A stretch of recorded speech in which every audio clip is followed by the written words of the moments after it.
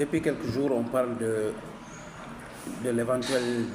démission de Walid Regragui. Et on parle de supposée pression de la rue de certains Marocains. Oui, il y a des Marocains qui veulent son départ. Mais jusqu'à maintenant, je me dis que peut-être les autorités marocaines devraient avoir la lucidité d'analyser l'échec de la finale, qui pour moi n'en est pas un, même s'il y a une dimension historique qui fait que le Maroc aurait dû, en tout cas c'était vu tout beau, et aurait dû peut-être valider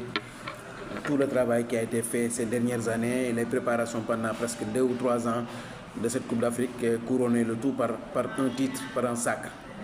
Mais la place de finale même en soi que le Maroc n'a pas pu recouvrer depuis pratiquement 2004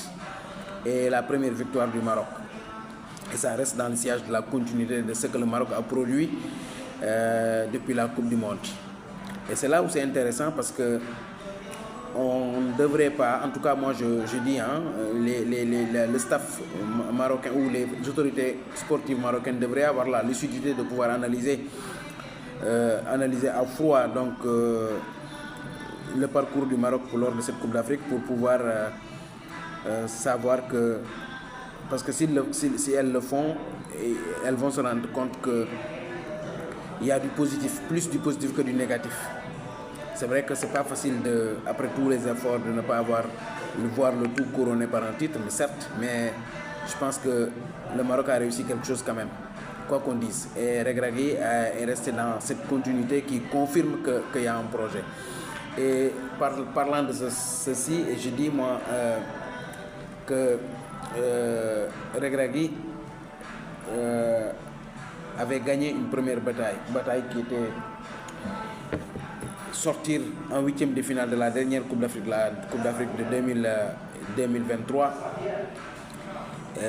de 2024 du moins, en 8e de finale et pouvoir se rebondir, corriger et arriver en demi-finale de Coupe du Monde historique avec un parcours très honorable, très salutaire qui a honoré toute l'Afrique. Ça démontre quelque part que cet entraîneur-là sait se relever de chute,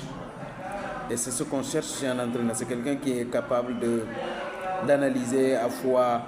ses impairs et de pouvoir se projeter au mieux, et c'est ce qu'il avait réussi. Ce qui veut dire aussi que moi je ne doute pas de la qualité de l'homme, même si personnellement je ne suis pas quelqu'un qui l'apprécie beaucoup pour beaucoup de choses,